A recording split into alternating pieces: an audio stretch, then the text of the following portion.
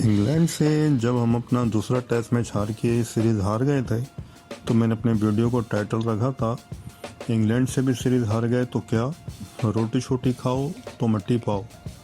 और अब इस मैच को हारने के बाद सिर्फ मैं यही कहना चाहता हूँ, तो खुदा का खौफ करो। कोई अखलाकियात भी होती है, कोई एथिक्स भी होती है, कोई हया भी होती है, कोई शर्म भी होती है।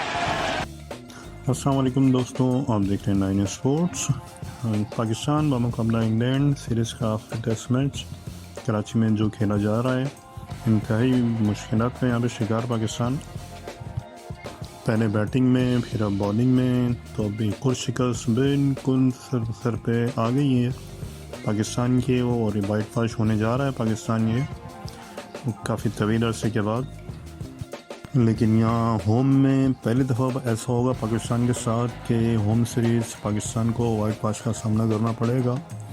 और जब आज दिन का आगाज़ हुआ तो बैटिंग जब करने के लिए आए अब्दुल्ला शफीक और शान मसूद, तो उम्मीद थी कि एक अच्छी पार्टनरशिप वो कायम करके इंग्लैंड को प्रेशर में लेकर आएंगे और बाकी जितने प्लेयर हैं वो भी अच्छी बैटिंग परफॉर्मेंस देकर शायद इस मैच को बचाकर रही से इज़्ज़त जो पाकिस्तान की रह गई थी वो ख़त्म होने से बचा लेंगे। लेकिन ऐसा कुछ नहीं हुआ। एक दफ़ा फिर मायूस किया पाकिस्तान की पूरी बैटिंग लाइनअप ने, और समझ से बाहर है किस किस्म के परफॉर्मेंस देते हुए चले जा रहे हैं। बाबर आजम साहब 54 रन बना के आउट हुए, उसके बाद सौशकिल एक दफ़ा फिर उन्होंने भी निफ सेंचुरी कंप्लीट की अपनी, उसके बाद वो भी 53 रन बनाकर आउट हो गए। अब्दुल्ला शफीक 26 रन बना सके, शान मसूद 24 रन बना सके, और जब टी से पहले बाबर आजम आउट हुए तो उसके बाद तो बस फिर एक लाइन लग पड़ी हमेशा की तरह हमारे बैट्समैन की, कि सारा डिपेंड ही हमारा सिर्फ बाबर आजम के ऊपर होता है। उसके अलावा तो पूरे टीम में कोई और बैटिंग करने वाला है ही नहीं हमारे पास, और वही हुआ इन दी एंड। फ़हीम अशरफ साहब भी सिर्फ 1 रन बना सके, नुमान अली 15 रन, उसके बाद आगा सलमान के 21 रन, रिजवान 7 रन बना सके, और पूरी टीम 216 रन बनाकर आउट हो गई। पहली इनिंग में हम 304 रन बनाने में कामयाब हुए थे, और दूसरी इनिंग में 216 रन पे इनिंग सीमेंट गई हमारी। टेस्ट डेब्यू करने वाले रेहान अहमद 5 विकटें ले उड़े वो, उसके अलावा जैक रिच के हिस्से में 3 विकटें आई, 1 विकेट जॉय रूट के हिस्से में आई, 1 विकेट मार्कवुड के हिस्से में आई, और इस तरह से शानदार परफॉर्मेंस दी यहाँ पे इंग्लैंड के तमाम बॉलर्स ने। और इस तरह से सिर्फ 167 रन का टारगेट मिला है इंग्लैंड की बैटिंग लाइन को, जिनके लिए तो मसला ही कोई नहीं है ये 167 रन। और जिस तरह की वो क्रिकेट अब खेल रहे हैं टेस्ट मैच में, और फिर एक दफ़ा उन्होंने वही शुरू किया दूसरी इनिंग में जब वो खेलने के लिए आए, और जिस तरह से दुर्रे मारने शुरू किए उन्होंने इब्रार अहमद को, नुमान अली को।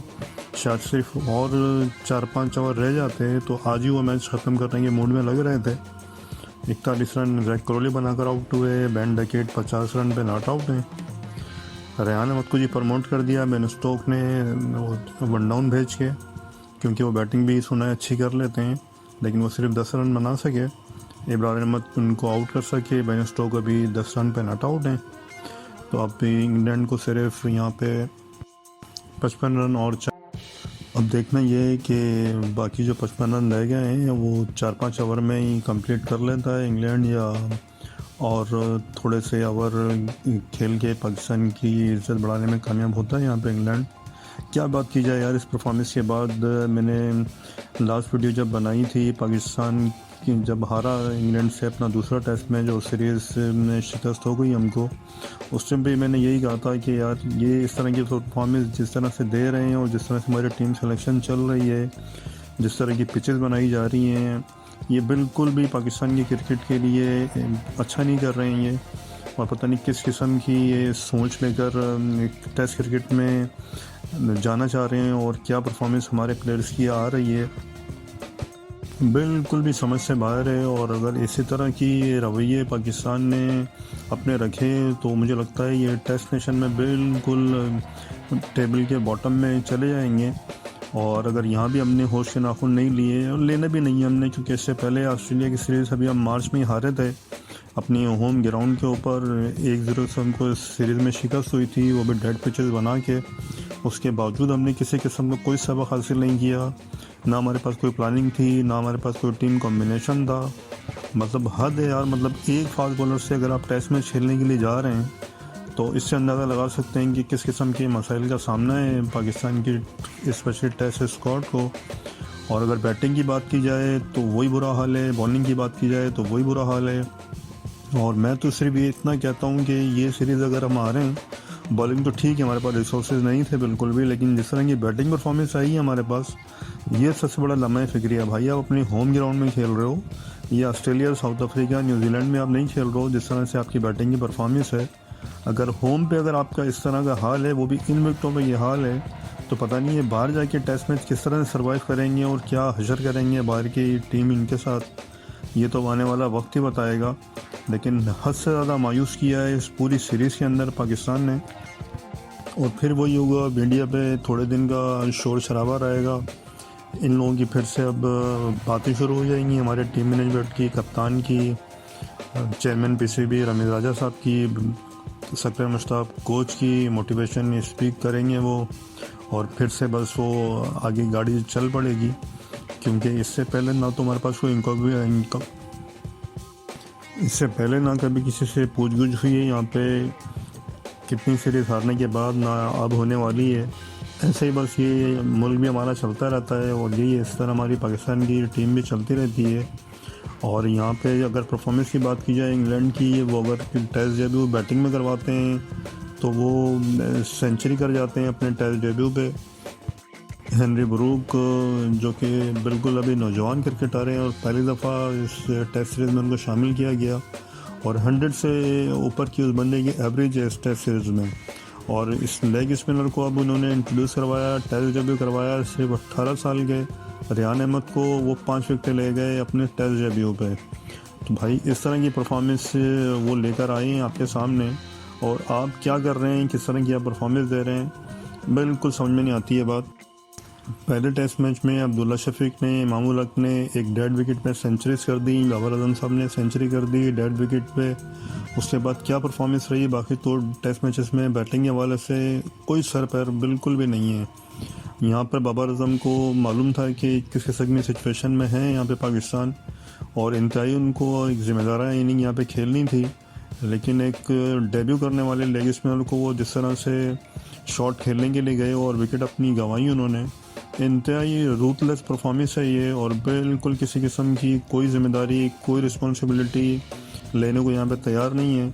सऊद शकील एक अच्छी वो नज़र ज़रूर आए इस पूरी सीरीज़ के अंदर बैटिंग के हवाले से, लेकिन वो जिस तरह का शॉर्ट पिच डिलीवरी पे वो आज भी एक्सपोज हुए हैं।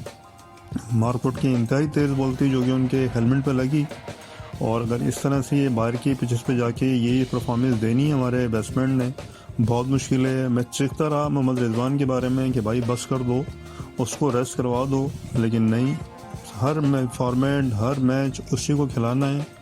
ज़िद है बस, नहीं खिलाना है सरफराज को तो नहीं रखना है टीम में, चाहे कुछ भी हो जाए।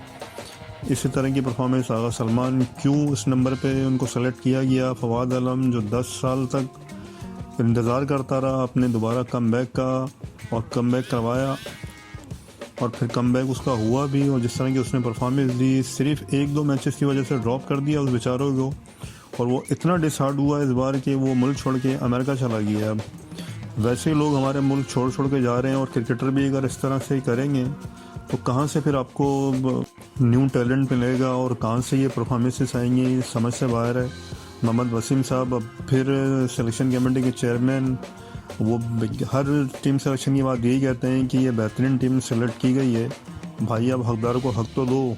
अगर आपके पास प्लानिंग ही नहीं थी इस सीरीज़ के लिए तो आके फिर सामने बताएं भी पूरी आवाम को कि हाँ जी हमसे गलती हुई है, हम नहीं कर सके प्लान। लेकिन यहाँ पे सच बोलता ही कौन है? सच तो यहाँ पे बोलना है नहीं इस मुल्क के अंदर। हर बंदा हमें अपनी कुर्सी बचाने के चक्कर में लगा रहता है। दबा के इनको सैलरीज मिलती हैं, सबके सेंट्रल कॉन्ट्रैक्ट चल रहे हैं। तो क्या हो गया अगर इस तरह की सीरीज़ में ज़िल्लत आमद शिकस्त हो भी गई पाकिस्तान को, तो यहाँ तो कोई पूछने वाला है ही नहीं। और अब फिर लोग भूल भाल जाएंगे, क्योंकि जिस तरह के हमारे मसले मसाइल हैं तो हम तो इन चीज़ों के अब आदी होते जा रहे हैं। एक अच्छा मैच जीत के बाद हम सर आँखों में बिठा लेते हैं अपने क्रिकेटर को, उसके बाद सारी पास की परफॉर्मेंसेस बुला दी जाती हैं यहाँ पे। और इस बार भी होना यही है किसी किस्म का कोई फ़ायदा नहीं है। इस तरह की परफॉर्मेंस देख के अपने सिर्फ दिल ही जलता है इंसान का, और कुछ नहीं है। पाकिस्तान में क्रिकेट ही ऐसी चीज़ है जो पूरे कौम को यूनाइट करती है और उसकी खुशी आती है पूरी कौम के चेहरों पे। लेकिन ये जिस तरह से मुसलसल मायूस कर रहे हैं और जिस तरह की परफॉर्मेंस दे रहे हैं टेस्ट मैच में स्पेशली, ये बहुत ही लम्हा फ़िक्री है पाकिस्तान की टेस्ट क्रिकेट के लिए। यहाँ पे बाबर आजम की कप्तानी की अगर बात की जाए, थ्रू आउट द सीरीज़ जिस तरह की कप्तानी बाबर आजम साहब ने की है, बिल्कुल उनकी कोई अप्रोच नज़र नहीं आई, कोई प्लानिंग नज़र नहीं आई। जब वो मुश्किल वक्त पड़ा वो बिल्कुल हाथ बन के खड़े हो जाते हैं। ना किसी किस्म का एग्रेशन उनमें आता है, ना किसी किस्म की प्लानिंग उनके सामने आती है किस तरह से। ठीक है, टेस्ट मैच हैं, मुख्तलिफ पैचेस आते हैं मैच में, इसी को निकलना आपको पड़ता है। मान लिया रिसोर्सेज भी आपके पास नहीं थी, लेकिन इतनी मतलब गिरी हुई परफॉर्मेंस और इस तरह से अगर आपने टीम को लीड करना है तो मेरे भाई इससे बेहतर है कि आप अपनी सिर्फ बैटिंग में तवज्जो दें और किसी अच्छे क्रिकेटर को, समझबूझ वाले क्रिकेटर को इस टेस्ट की एक मैच के लिए कप्तान में अनाउंस किया जाए पीसीबी की तरफ से, तो ही शायद हमारी टेस्ट क्रिकेट बढ़ सकती है, आगे चल सकती है। अच्छी सिलेक्शन की जाए, ईमानदारी के साथ की जाए, तो ही फिर परफॉर्मेंस निकल सकती है। और कप्तान ऐसा होना चाहिए जिसको परफॉर्मेंस निकालनी आने चाहे। बेन स्टोक्स ने भी तो अपने प्लेयर से निकाली है ना, किस तरह से उसने सेटअप किया आपकी अपने ग्राउंड के ऊपर, किस तरह से उसने विकेटें आपके लिए, मतलब ऐसी पिचेस के ऊपर, मतलब ऐसा लग रहा था कि वो तो सारी ज़िंदगी पाकिस्तान में क्रिकेट खेलते रहे। और आपने किस किस्म की परफॉर्मेंस दी, किस किस्म की प्लानिंग थी। मतलब अगर पहली इनिंग खेलने के बाद जिस तरह से इंग्लैंड के बैट्समैन ने आपको हिटिंग की है, कोई आपके पास प्लान नहीं थी, कोई उनके वीक पॉइंट आपको नहीं मालूम चल रहे थे, कहाँ आप उनको पकड़ सकते हैं, ऐसा कुछ भी नहीं था। लेकिन अब आने वाला वक्त ही बताएगा ये पाकिस्तान टेस्ट क्रिकेट को किस तरह से ये आगे लेके जाना चाह रहे हैं। और अब भी अगर यहाँ पे कोई बड़े और बोल्ड फैसले हमारी मैनेजमेंट ने नहीं लिए तो ये टेस्ट मैच बहुत मुश्किल हो जाएगा पाकिस्तान को आगे चल के सर्वाइव करना। उम्मीद है जी आज आपको वीडियो पसंद आई होगी। प्लीज़ चैनल को लाइक कीजिए, शेयर कीजिए, सब्सक्राइब ज़रूर कीजिए।